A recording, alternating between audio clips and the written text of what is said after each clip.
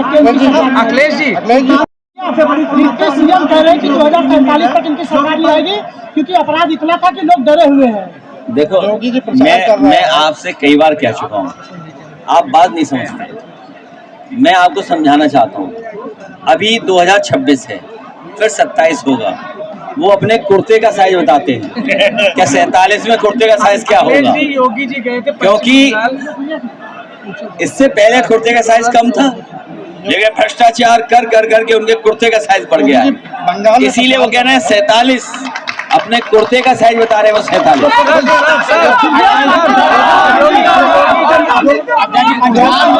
बंगाल में प्रचार कर रहे हैं, प्रधानमंत्री जी कह रहे हैं ममता जी लूटे जा रही थी। देखिए, अब डबल इंजन की सरकार आ गई है यूपी में, अभी बंगाल में भी ये स्थिति आने वाली है। आप जाएंगे प्रचार करने, क्या जवाब देंगे भाई? हमारे मुख्यमंत्री जी जो हैं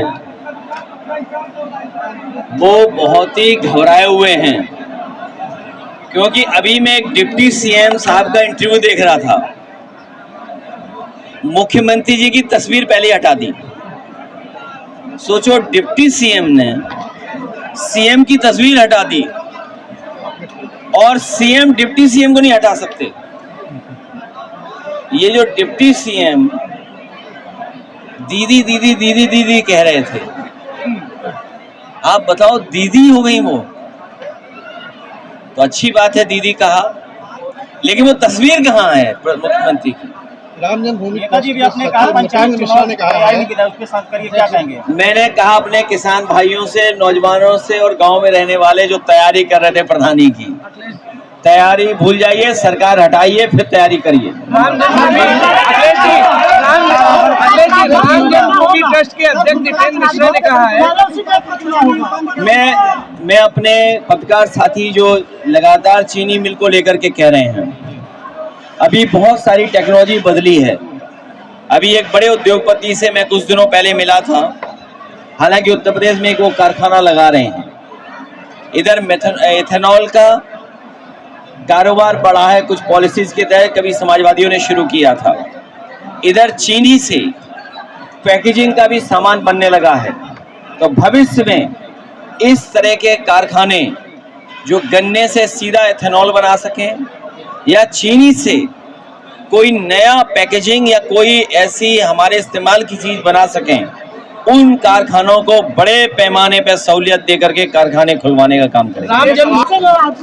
अभी मैं अपने पत्रकार साथियों से सबसे ये बताना चाहता हूँ, जब उन्हें समाजवादी अपने आप को बनना था, जब भारतीय जनता पार्टी का गठन हुआ, जब भारतीय जनता पार्टी की स्थापना हुई, उनके पास कोई समाजवादी नेता नहीं था। उन्हें मंच पर जयप्रकाश जी को लाना पड़ा। जिस समय ये लोग अयोध्या से हारे, आप रिकॉर्ड चेक करिए, जिस समय सपा बसपा ने भारतीय जनता पार्टी को हरा दिया, उसके बाद ये मंच पे बाबा साहब भीमराव अम्बेडकर जी को भी ले आए हैं। ये बाबा साहब भीमराव अम्बेडकर जी के रास्ते पे नहीं चलते हैं, ये छतरी लगाना चाहते हैं। लेकिन महिलाओं की क्षेत्रफल कौन सा है बताओ हमें? बाबा साहब भीमराव अम्बेडकर जी के जितने भी स्मारक बने या प्रतिमाएं लगी हैं, उन पर छतरी लगाना चाहते हैं। लेकिन बताओ, महिलाओं के लिए क्षेत्र कौन सा है बताओ? आप कहां से चुनाव लड़ेंगी? आरक्षण ला रहे हैं, और आरक्षण की धांधली कितनी हुई है उसका भी हम लोग लेखा जोखा बहुत जल्दी आपके सामने लाएंगे। ये पीडीए से घबराए हुए लोग हैं।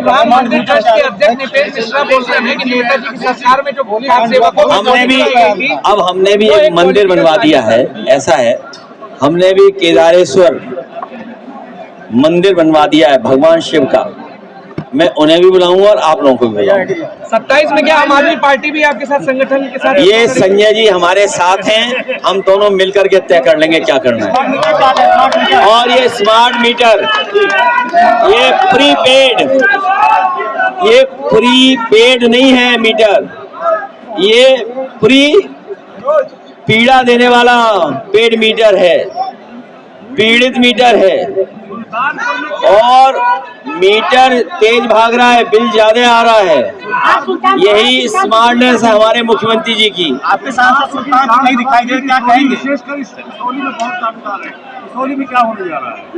दावेदार हैं, ये तो अच्छी बात है। इसका मतलब सरकार बनने जा रही है। आपके साथ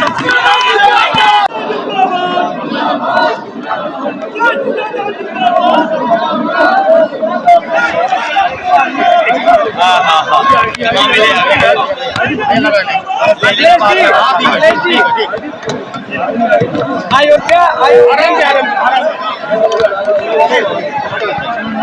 नीचे रखो यार, नीचे आइडिया नीचे रखो, मुझे नहीं आ रहा।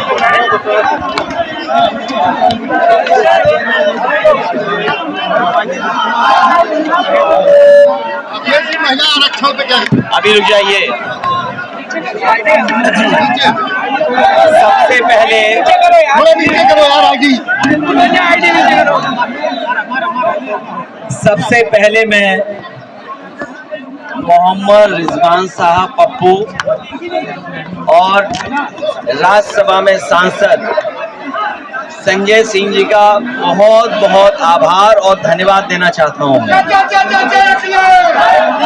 मैं पप्पू भाई के पारिवारिक कार्यक्रम में शामिल होने आया हूं और इनके कार्यक्रम में शामिल होने से बहुत सारे अपने सुल्तानपुर के सभी वरिष्ठ बुजुर्ग संगठन के लोग, पदाधिकारी और आम जनता से और अपने पत्रकार साथियों से मिलने का मौका मिला है।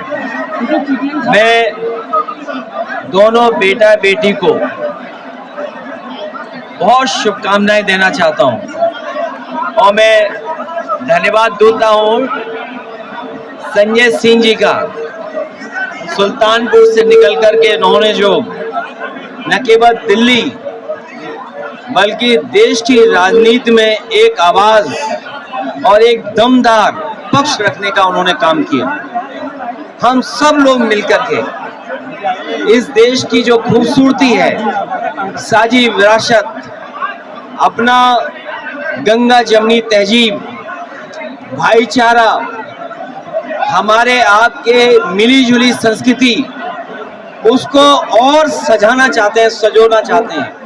हम लोग वही सी संस्कृति को जितना हम लोग आपस में प्रेम, भाईचारा, खुशहाली लाने का काम करेंगे, उतना ही हमारा लोकतंत्र मजबूत होगा। हम लोग लोकतंत्र को मजबूत करने के लिए, और लोकतंत्र में एक तंत्र की कोई जगह नहीं है। लोकतंत्र में बाबा साहब भीमराव अम्बेडकर जी का संविधान, उसके तहत देश चले, मन विधान से नहीं चले। लोग वन वे हैं, बस बोलते हैं, आप सुनते जाइए। वन वे की कोई जगह नहीं होती है डेमोक्रेसी में। डेमोक्रेसी में संवाद है, हम एक दूसरे से बातचीत करते हैं, तब रास्ता हल होता है।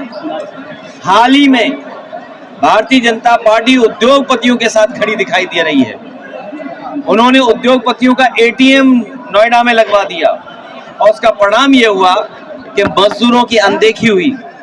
अगर मजदूरों के हक, अधिकार और उनके सम्मान का अगर पड़ोसी राज्य में ज्यादा उनको लाभ मिल रहा होगा, ज्यादा सहूलियत होगी, तो स्वाभाविक है कि मजदूर सड़क पे आएगा।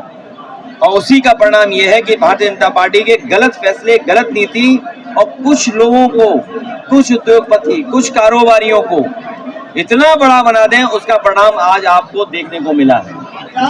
अब मुख्यमंत्री जी मुजफ्फरनगर गए थे, कम से कम मेरठ के व्यापारियों को बुला लेते, उनका दुख दर्द सुन लेते, उनकी तकलीफ परेशानी सुन लेते, किस तरह उजाड़ा जा रहा है वही जान लेते। और नोएडा भी करीब में है, कम से कम उन मजदूर भाइयों को अलग बैठ करके बात कर लेते और समाधान कर देते। वैसे भी मुख्यमंत्री जी नोएडा जाने से घबराते नहीं हैं, लेकिन इस बार लग रहा है कि नोएडा जाने की हिम्मत नहीं जुटा पाए होंगे, जबकि 80-90 किलोमीटर दूर रहे होंगे। और हम सब लोग महिला आरक्षण चाहते हैं, महिलाओं को सशक्तिकरण, उनके अधिकार मिले। जिन्होंने महिलाओं के मतदान का इतिहास पढ़ा होगा, वो जानते होंगे कि उन्हें कितना संघर्ष करना पड़ा, उसके बाद उन्हें अधिकार मिला केवल वोट डालने का। और आज हम सब लोग पक्ष में, लेकिन सवाल ये है कि जल्दीबाजी क्यों? ये जल्दीबाजी किस लिए? अगर आप महिलाओं का सम्मान, हक देना चाहते हैं, सशक्तिकरण करना चाहते हैं, तो सुरक्षा और सशक्तिकरण के लिए क्या काम किया आपने? कम से कम वो रोड मैप तो दें। और फिर बाबा साहब भीमराव अम्बेडकर जी का संविधान के फिर एक बार ये लोग नजरअंदाज कर रहे हैं। जो बात हम लोग कहते थे कि संविधान से नहीं चलना चाहते हैं, उसी तरह देखने को मिला कि संविधान से नहीं चल रहे हैं। हम सब लोग महिला आरक्षण के पक्ष में, लेकिन हम लोगों के सुझाव माने जाएं। और जब तक सेंसस नहीं होगा तो आप कॉन्स्टिट्यूएंसीज कैसे बनाओगे? उनका क्षेत्र कौन होगा? आप आरक्षण लाना चाहते हो, लेकिन उन्हें किस क्षेत्र में चुनाव लड़ाओगे? वो क्षेत्र कहाँ है?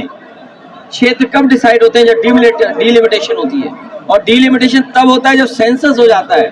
तो सोचिए, कोई ना कोई साजिश और षड्यंत्र है जिसकी वजह से उन्होंने सेंसस नहीं किया, और जब जनगणना नहीं होगी तो आप पे आंकड़े कैसे होंगे? ये जब 1/3 आंकड़े का सवाल है, तो आंकड़े का गिनती होनी चाहिए। गिनती तब होगी जब सेंसस होगी, और वो नहीं कर रहे हैं। मैं इसीलिए आपके इलेक्शन कमिश्नर रहे, उनका एक सुझाव था कि हम महिलाओं को आरक्षण जल्दी कैसे दे सकते हैं, क्योंकि ये सरकार मन विधान से चलना चाहती है, एक तंत्र, किसी के सुझाव भी नहीं लेना चाहती है। तो वही हमारे चीफ इलेक्शन कमिश्नर रहे, उन्होंने जो सुझाव दिया, जो सुझाव उनका है वो भी महत्वपूर्ण सुझाव है कि उनकी रिप्रेजेंटेशन कैसे दी जाए।